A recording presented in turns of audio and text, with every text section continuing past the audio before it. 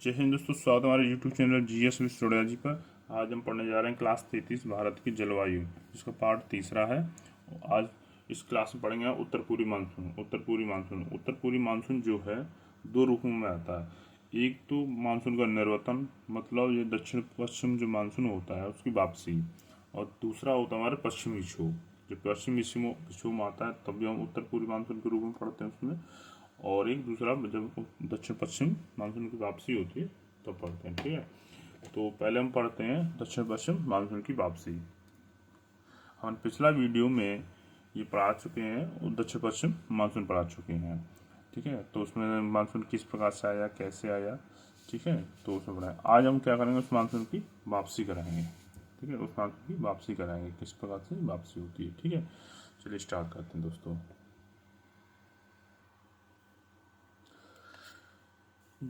दक्षिण पश्चिम मानसून की जो वापसी होती है ये होती है आपकी सितंबर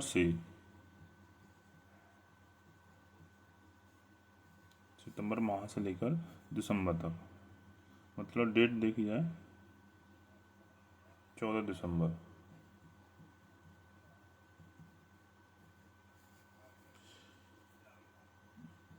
16 सितंबर से लेकर ये 14 दिसंबर तक क्या होता है, मानसून की वापसी होती है। कौन सी की? दक्षिण पश्चिम मानसून की वापसी होती है, जिसे मानसून का निर्वतन कहते हैं।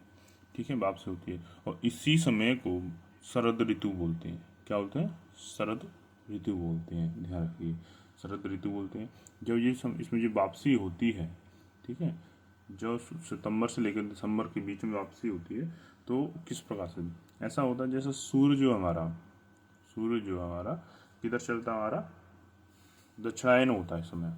जो सूर्य जो हमारा दक्षिणायन होता है, आपको पता है जो दक्षिण पश्चिम मानसून जो होता है जून से लेकर के सितंबर तक होता है। जून से लेकर सितंबर तक होता है। जून से सितंबर तक जो बारिश होती है, और मध्य सितंबर तक, उसके बाद ये वापस होने लगा था। क्योंकि जो सूर्य होता है उस समय कहाँ पहुँच जाता है, दक्षिणायन हो जाता है। जो भूमध्य रेखा पे सितंबर के महीना में क्या होता है, सूर्य भूमध्य रेखा पे होता है। ठीक है, उसके बाद जाकर नहीं ये नीचे दक्षिण की तरफ चला जाता है, मकर रेखा की तरफ। जब मकर रेखा की तरफ चला जाता है तो यहाँ क्या उच्च दाब की स्थिति पैदा होती है। ठीक है, उच्च दाब की स्थिति धीरे धीरे पैदा होती है, और उसके बाद जाकर नहीं ये क्या, एक मैप बना देते हैं इसके लिए हम।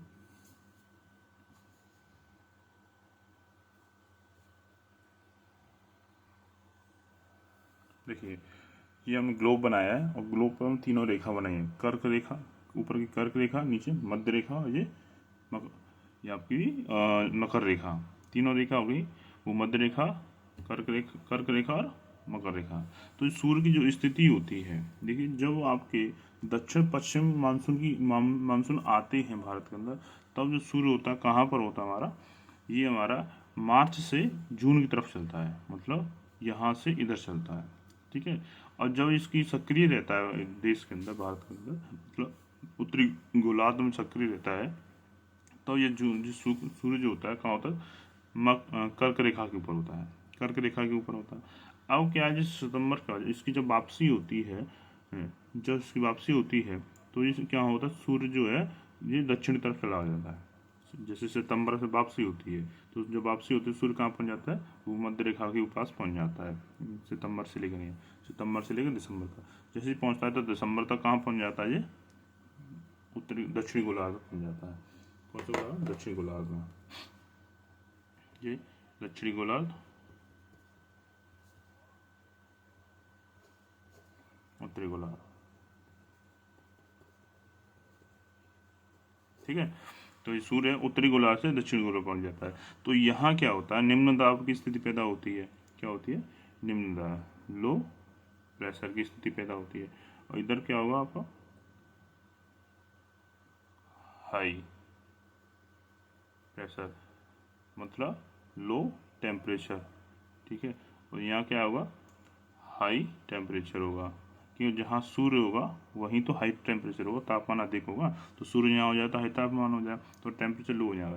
तो जो हमारे वापस होने लगते हैं, जो मानसून है यहाँ से वापस होने लगता है, क्योंकि यहाँ ठीक लो टेम्परेचर है, हाई टेम्परेचर से लो टेम्परेचर वापस चलेंगे यहाँ पे। जो जिस प्रकार से उत्तरी गोलार्ध में सूर्य होता है, तो उस समय सूर्य जो है ये यहाँ उच्च तापमान की स्थिति पैदा करता है और लो वायु कहते हैं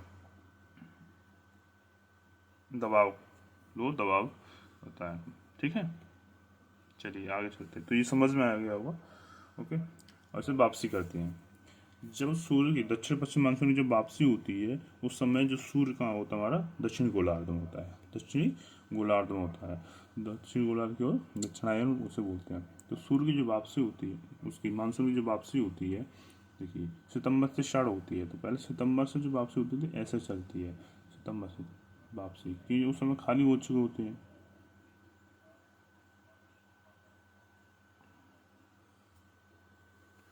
ये सितंबर से वापसी होती है। ये 15 सितंबर को ये कहाँ पहुँच जाता है, हमारे अरब सागर में, अरब सागर।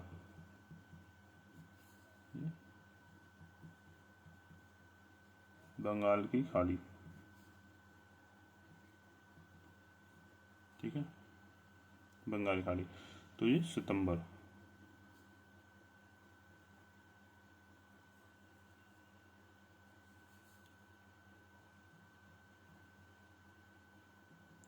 इस प्रकार से वापसी होने लगती है। जैसे ऊपर चढ़ता है तो सूर्य फिर कहाँ, जैसे दक्षिण तरफ जाता है तो इस प्रकार से वापसी, अक्टूबर का महीना ऐसे वापसी होती है।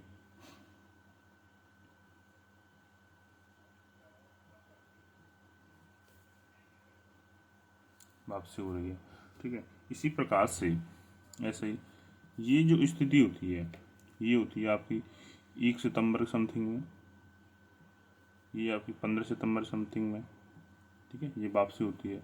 ये स्थिति आ गई अक्टूबर के फर्स्ट वीक में, मतलब 1 अक्टूबर लिख सकते हैं, ठीक है, ऐसे कर वापसी होती है। फिर जो है मानसून की वापसी जो होती है ऐसे होती है, ठीक है, ऐसे करके होती है, मतलब ऐसे। यही मानसून जाके ऐसे करके आता है, राउंड फिगर लेकिन है ऐसे, ऐसे करके लेके आता है, ठीक है।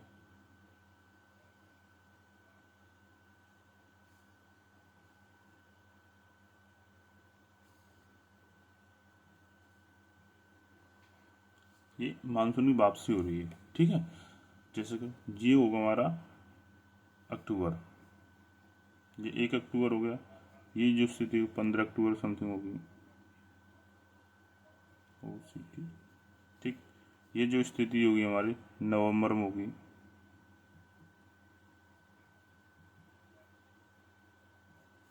15 नवंबर, ठीक है, 1 दिसंबर। तो दोस्तों ये जो इस प्रकार से वापसी होती है, और वापसी होती है, देखिए जब इस मानसून की मतलब दक्षिण पश्चिम मानसून की वापसी होती है तब यहाँ क्या होता है, एक स्वच्छ आकाश होता है। क्या होता है, स्वच्छ आकाश होता है। और उस समय भारत में क्या होता है, लो प्रेशर, क्या होता है, लो प्रेशर होता है, निम्न वायुदाब,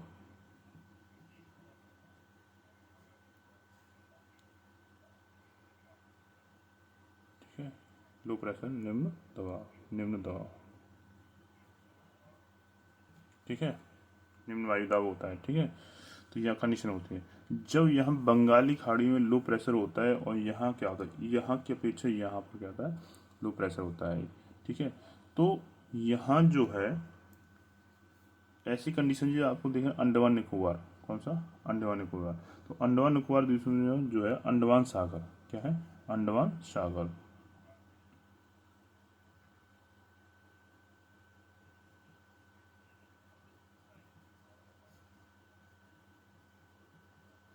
अंडमान सागर। अंडमान सागर में अंडमान सागर में एक चक्रवात का निर्माण होता है। क्या होता है, एक चक्रवात का निर्माण होता है।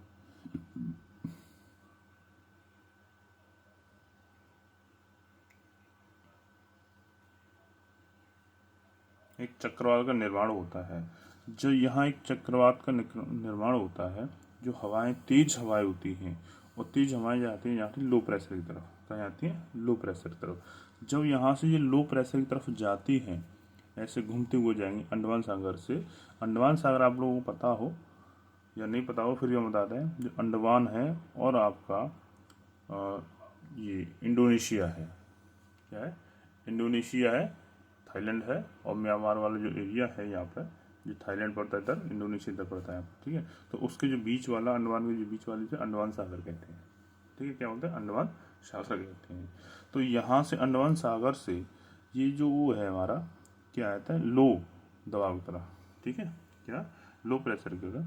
तो लो प्रेशर की तरफ ये हमारी चक्रवात का निर्माण होता है, वो चलता है चक्रवात, ठीक है। ये जो चक्रवात है ऐसे जो घूमते हुए चलता है, ये जाता है इधर म्यांमार से, म्यांमार की भी तरफ जाता है। म्यांमार ये मतलब पूरे इसमें बंगाली खाड़ी तरफ ये घूमता है। तो यहाँ से ये जो है आपको, ये कब चलता है, इसी समय चलता है, ठीक है, अधिकतर नवंबर के महीने में जब यहाँ से चलता है। तो ये घूमते हुए कहाँ जाता है, इधर आ जाता है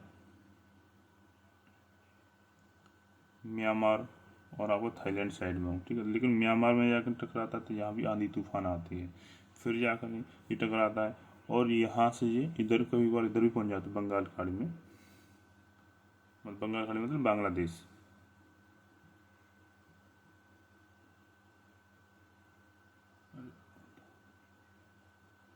बांग्लादेश, यहाँ भी घूमते हुए चलता है ये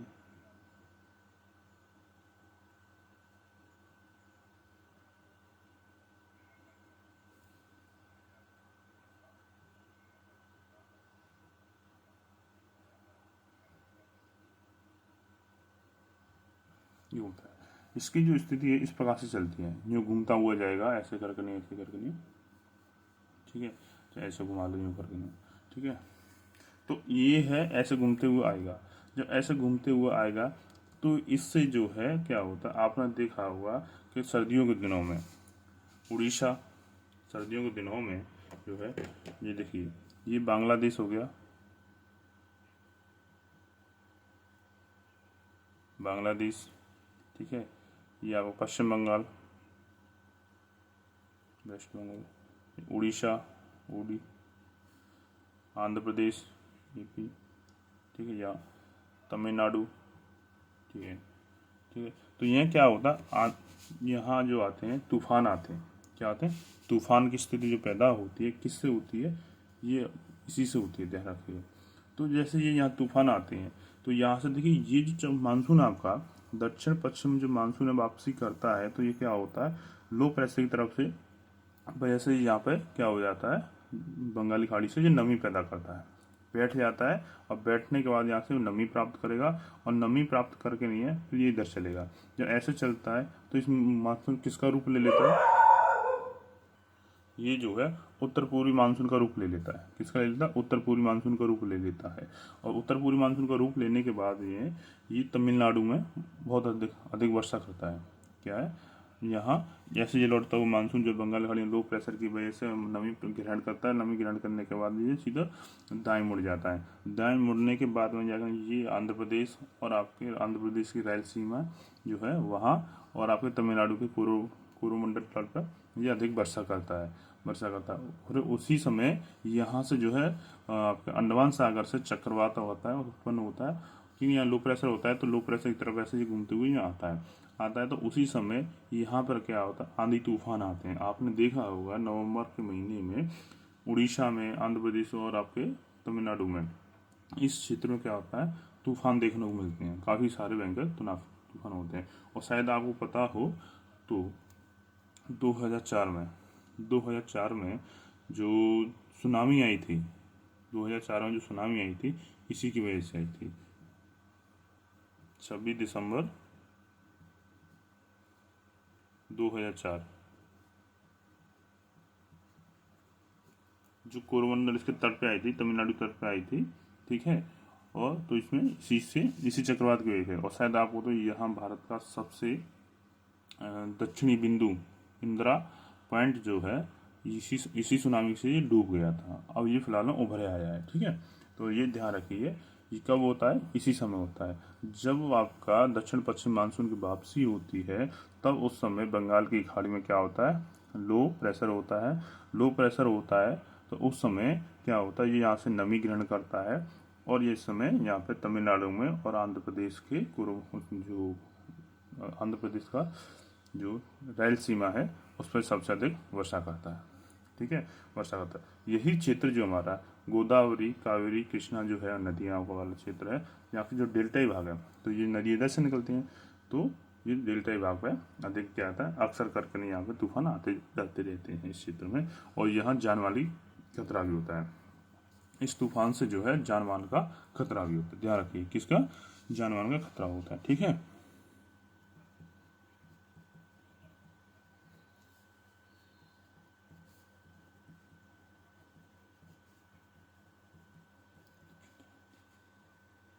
जान मान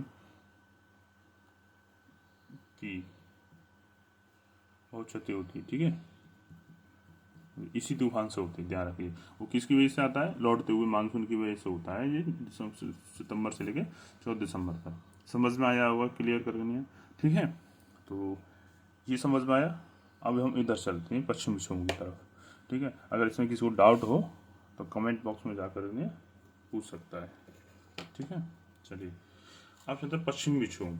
ये पश्चिमी विक्षोभ किस प्रकार से? पश्चिमी विक्षोभ देखिए, जैसे ये आपके लौटते हुए मानसून खत्म होते हैं, उसी उसी समय उसके बाद आता है पश्चिमी विक्षोभ। उसके बाद आता है पश्चिमी विक्षोभ।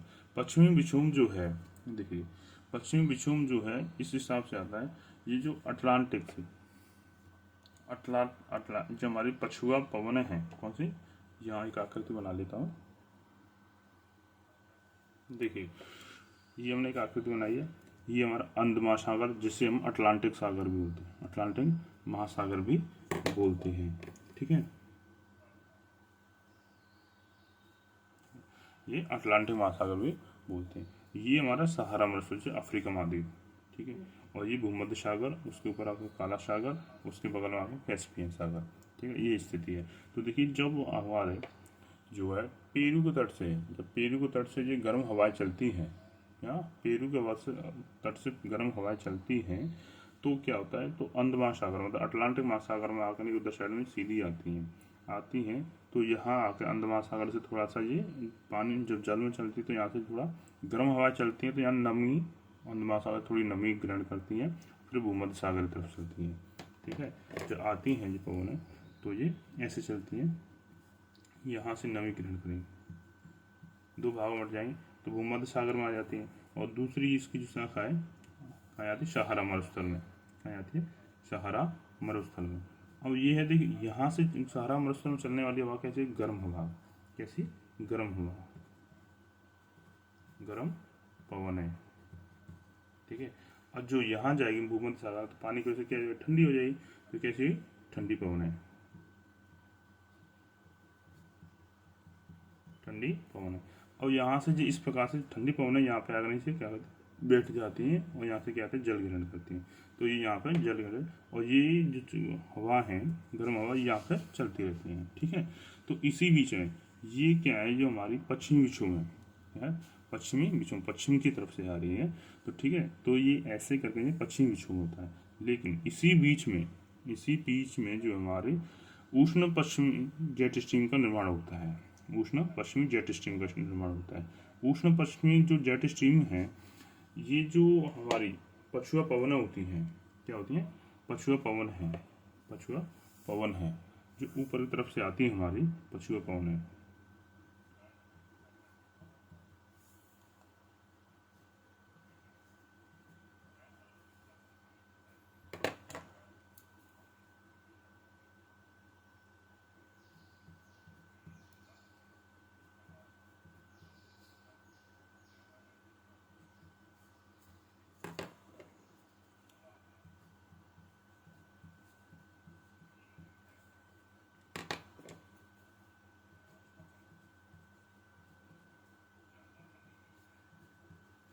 देखिए, अब इसमें कंडीशन बना दी हमने कि ये देखिए, ये जो आ रही है हमारी पश्चिम विक्षोभ में, हरी वाली जो हमारी पश्चिम विक्षोभ से आ रही है, और ये हमारी नीली वाली जो लाइन चल रही है, तो ये क्या दिखा रही है? हमारी ये पछुआ पवन है। ये पछुआ पवन है,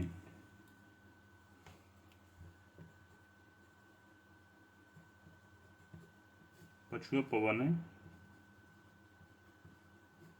जब आती तेज हवाएं चलती हैं तो ये जो है ये उपोष्ण जेट स्ट्रीम का क्या करती हैं, निर्माण करती हैं।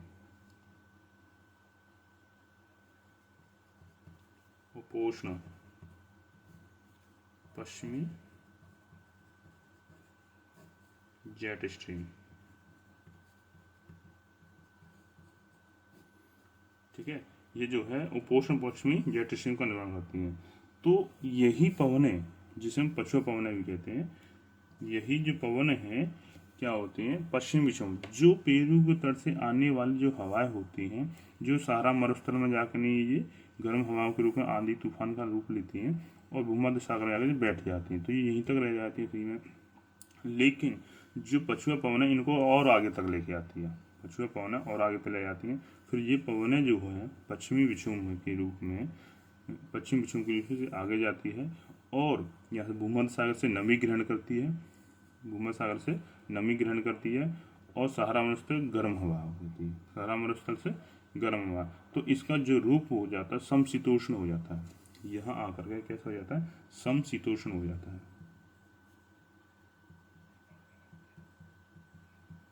समशीतोष्ण हो जाता है। तो समशीतोष्ण के रूप में ये आगे बढ़ती चली जाती है और आगे यहाँ जाकर नहीं आके अफगानिस्तान है, पाकिस्तान है, अफगानिस्तान है, पाकिस्तान जाकर और नेपाल में जाकर ये वर्षा करते हैं। देखिए तो यहाँ जाकर नहीं दो भागों में बढ़ जाती है जी, ठीक है, दो भागों में बढ़ जाती है। अब ये जो है हमारा ये तिब्बत का पठार जो है, तिब्बत का पठार जो है इसमें बाधा डालता है, क्या डालता है, बाधा, अवरोधक का कार्य करता है। और ये तिब्बत का जो पठार है इसमें अवरोधक का कार्य करता है। तो इससे पहले जो ये से दो भागों में बढ़ती है, दो भागों में बढ़ती है। एक जो भाग है इसका यहाँ बाधा डालता है तो प्रेशर जो पीछे से अपने आप दो भागों में बढ़ती चली जाती है, एक भाग इसका भारत की तरफ चला जाता है।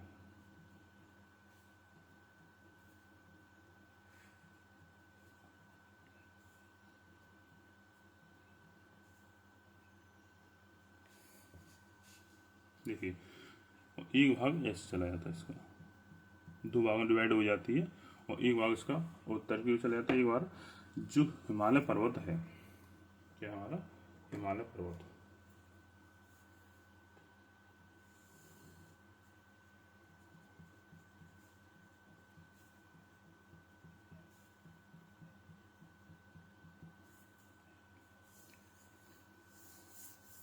हिमालय पर्वत जो है एक दीवार का कार्य करता है। ध्यान रखिए ये हिमालय पर्वत क्या है, एक दीवार का काम करता है।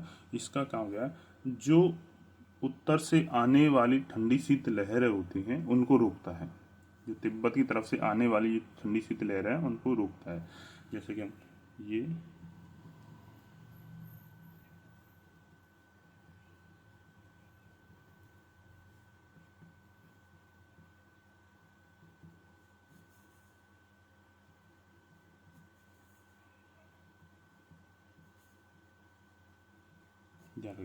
इसलिए भारत में सर्दी कम पड़ती है, अन्यथा ये हिमालय पर्वत ना होता तो भारत में बहुत सर्दी होती, ठीक है।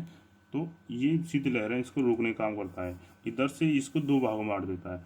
तो ये एक भाग इसका ऊपर चला जाता है और एक भाग इसका नीचे की तरफ आता है, ठीक है। ये इसमें क्या होता है, समशीतोष्ण चक्रवात का रूप ले देती है। देखिए इसमें गर्म भी है और ठंडा भी है, गर्म भी है और ठंडा भी है। तो ये समशीतोष्ण के रूप में क्या बन जाता है, चक्रवात बन जाता है, चक्रवात। यहाँ से ध्यान रखिए ऊपर से आई हमारी कौन सी, पछुआ पवन है, और पछुआ पवन है इसमें किसको उठा के लाएंगे, पश्चिम विक्षोभ को, पश्चिम विक्षोभ को उठा कर यहाँ से लेके चलती है और ये ढकेलते हुए चलती है, क्या होते हैं, ढकेलते हुए चलती है। तो पश्चिमी विक्षोभ जो है यहाँ पे क्या करता है, यहाँ से पानी जल ग्रहण करता है और यहाँ से थोड़ी सी क्या करता है, मरुस्थल से गर्म हवा, तो दोनों चलती है। तो यहाँ दोनों मिलकर के नहीं यहाँ पे एक चक्रवात का रूप लेते हैं समशीतोष्ण, जो चक्र आगे चल के नहीं दो भागों में बढ़ जाता है, जिसे तिब्बत के पठार की वजह से, ठीक है, तिब्बत का पठार।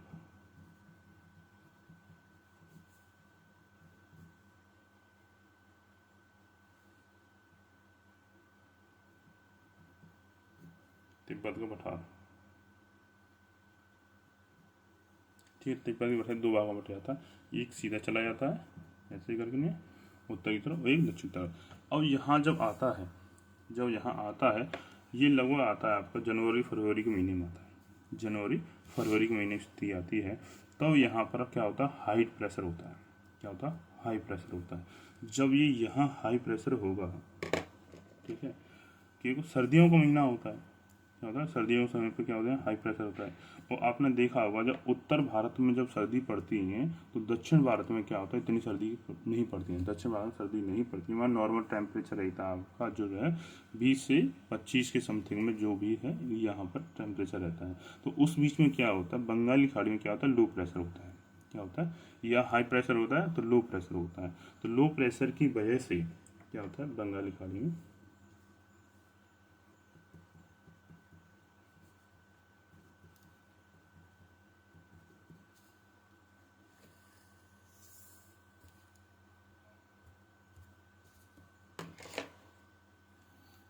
लो प्रेशर होता है। ठीक है, जो यहाँ लो प्रेशर होता है, ऐसी स्थिति में क्या होता है, यहाँ पे ये जो चक्रवात है, ये जो चक्रवात है यहाँ राजमहल की पहाड़ियाँ हैं, राजमहल की पहाड़ियों से टकराता है। ठीक है, राजमहल की पहाड़ियों से टकराते हुए और ये सीधे फिर इधर साइड में यू टर्न हो जाता है, दाएं तरफ मुड़ जाता है।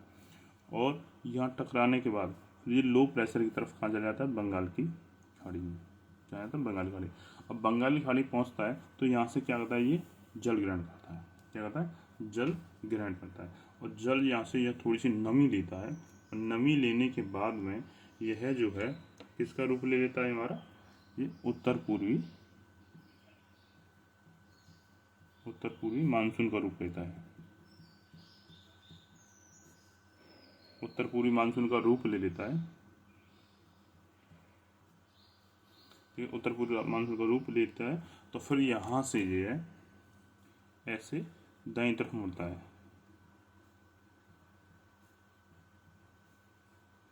दाईं तरफ मुड़ता है। तो जो तमिलनाडु का है, तमिलनाडु है कि कोरोमंडल तट, तमिलनाडु के कोरोमंडल तट, और आपके आंध्र प्रदेश रायलसीमा, रायलसीमा जो तट है वहाँ पर क्या करता है, बारिश वर्षा करता है। इस बीच में यहाँ थी आपकी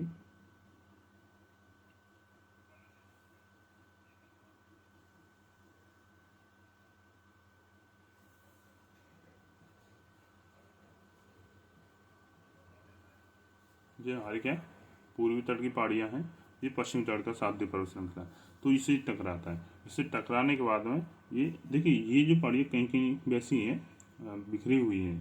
ठीक है, कहीं है कहीं नहीं है, कहीं है कहीं है। ये इससे कारण क्या है, नदियों की वजह से, नदियों ने इन पहाड़ियों को काट रखा है, काट दिया है। ठीक है, काटने की वजह से ये पहाड़ियाँ उठी नहीं, तो कहीं ये कई भागों में विभाजित हो चुकी हैं। ठीक है, तो यहाँ से ये जो है आपका ये चक्रवात के रूप में, तो ये ऐसे चलता है, तो ऐसे चलता है और ऐसे मुड़ जाता है। तो यहाँ से ऐसी कंडीशन में क्या करता है, तमिलनाडु में बहुत अत्यधिक वर्षा करता है। ठीक है, यहाँ पर वर्षा होता ही है, बहुत वर्षा। ठीक है, तो पूछा जाता है कि उत्तर पूर्वी मानसून, देखिए यहाँ जो आपने देखा होगा, जो तमिलनाडु यहाँ वर्षा होती है कब होती है, अक्टूबर नवंबर के महीने होती है, अक्टूबर नवंबर के महीने होती है। यहाँ की पूछ रहा था, लौटते हुए मानसून से वर्षा कहाँ होती है, तमिलनाडु में,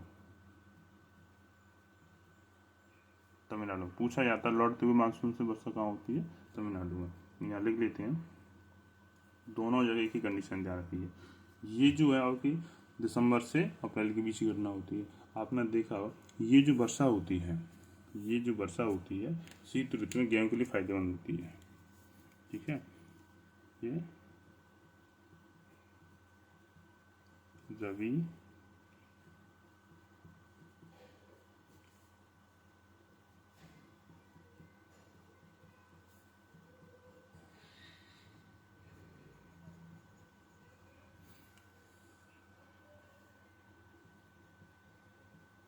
देखिए, राजस्थान में इसे मावट बोलते हैं। क्या होता है, राजस्थान में इसे मावट बोलते हैं। और ये रबी की फसल के लिए लाभदायक होती है, क्योंकि आपने देखा इस समय गेहूं की खेती होती है उत्तर भारत में। और जब गेहूं की खेती होती है तो ये डायरेक्ट जाके इसके जी उसके कौथ मतलब उसकी सीधी जाके नहीं है, कली में जाके ये जाके पड़ती है, बूंदें इसकी कली में जाके पड़ती हैं और उसमें जाकर नहीं डायरेक्ट सीधा, जैसे किसी के मुंह में आपके बगैर हाथ लगाए आपके मुंह में डायरेक्ट कोई चीज़ जा रही है तो आपके लिए अच्छा ही होगा ना, क्योंकि आपके हाथ का इस्तेमाल नहीं हो पा रहा है। ठीक है, तो ऐसी कंडीशन यही होती है, डायरेक्ट सीधा मुंह पड़ता है तो गेहूं की खेती के लिए बहुत ज़्यादा फायदेमंद होती है, हल्की हल्की बारिश होती है। और जब ध्यान रखिए, जब पश्चिमी विक्षोभ आता है, पश्चिमी विक्षोभ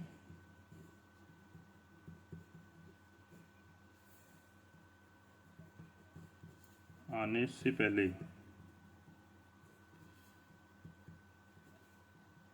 रात के तापमान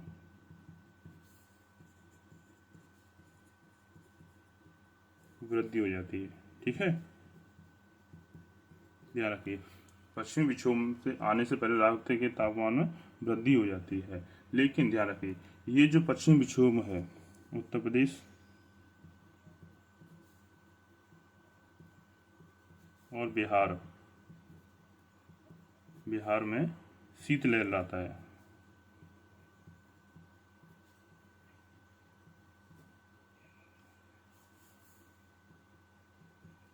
ध्यान रखिए, पानी के साथ आती हैं तो इसमें शीतलहर चलती है, आपने देखा हो जनवरी फरवरी के महीने ठंडी ठंडी हवा चलती है, बहुत अधिक ठंडी सी लगती है। ठीक है, तो ये किसकी वजह से होता है, ये सब पश्चिमी विक्षोभ की वजह से होता है।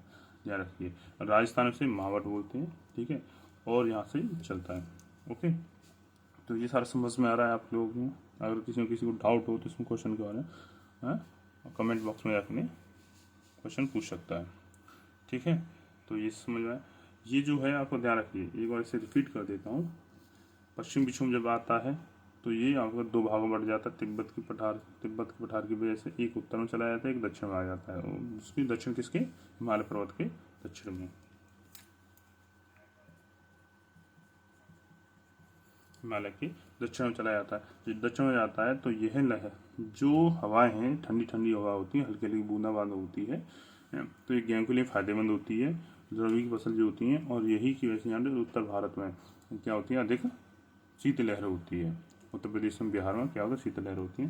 तो ये आगे चल कर नहीं क्या होता है, दाएं मुड़ जाती हैं किसकी, राजमहली पहाड़ियों से टकरा करके नहीं।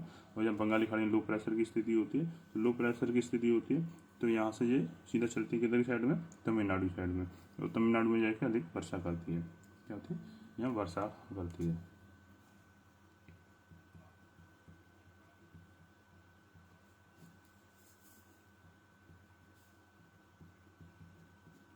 ठीक है, तो यहाँ भी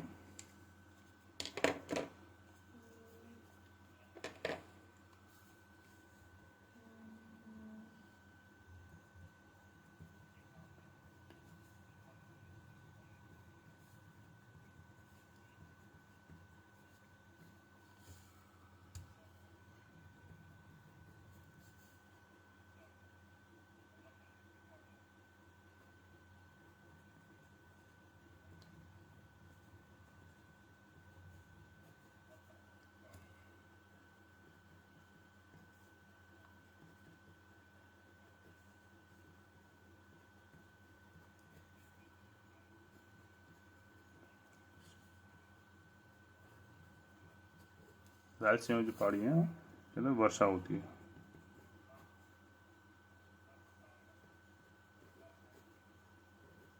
ठीक है, तो यहाँ जो वर्षा होती है लौटती हुई मानसून से दोनों जगह वर्षा, यहाँ भी तमिलनाडु में होती है,